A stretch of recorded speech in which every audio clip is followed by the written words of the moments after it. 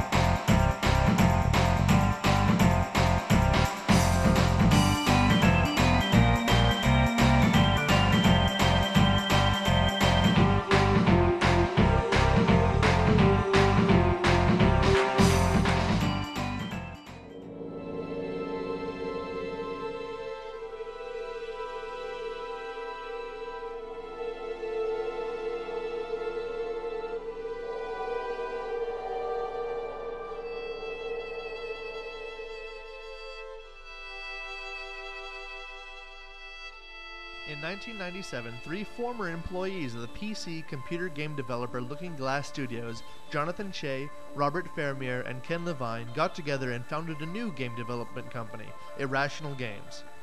Their first game was System Shock 2, a first-person shooter set on a spaceship in the year 2114. The player took charge of a lone soldier trying to stem the outbreak of a genetic infection that had twisted the ship's crew, using various weapons while upgrading traits and abilities such as hacking skills and psionic abilities. System Shock 2 released to wide critical acclaim but poor sales. From there, they published a few more games, including Freedom Force and SWAT 4. On January 9, 2007, Take-Two Interactive, a game developer and publisher based out of New York City, purchased Irrational and transformed them into 2K Games, composed of two studios, 2K Boston and 2K Australia.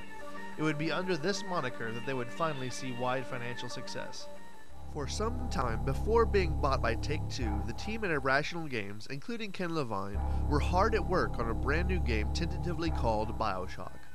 The story and setting changed several times, sometimes very drastically, but the core gameplay mechanics were already taking shape, as was the atmosphere of an enclosed, cramped, and dark world, which was meant to be a spiritual successor to System Shock 2. In the year 2006, Irrational unveiled this trailer. A man has a choice. I chose the impossible. I built a city where the artist would not fear the censor, where the great would not be constrained by the small, where the scientist would not be bound by petty morality. I chose to build rapture.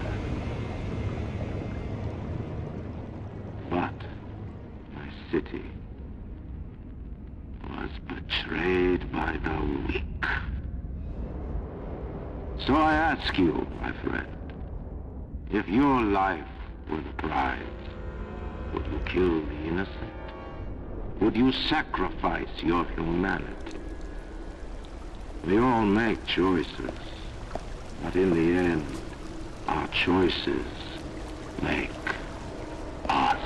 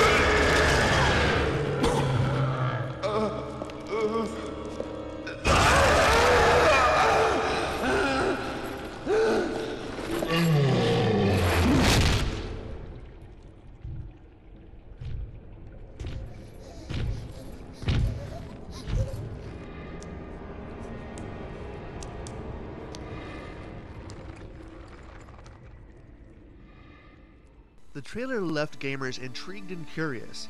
While garnering awards like Trailer of the Year 2006 from GameTrailers.com, it hinted at a number of elements of the game, including the story, the setting, and some of the people and things that would be met and interacted with. It also hinted at questions of choice and morality, both of which would play a large part in the experience to come. Finally, over a year later, Bioshock was released on the 17th of August 2007.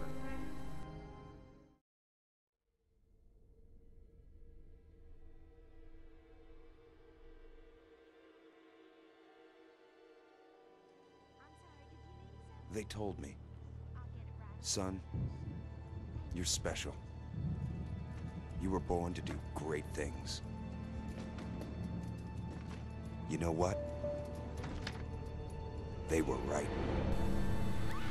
After a horrific plane crash, the player as the main character, Jack, found himself adrift in the ocean amongst the aircraft's wreckage. Standing on the other side of the smoking flames, a large mysterious tower loomed overhead, and after a short swim the player entered the ominous doorway.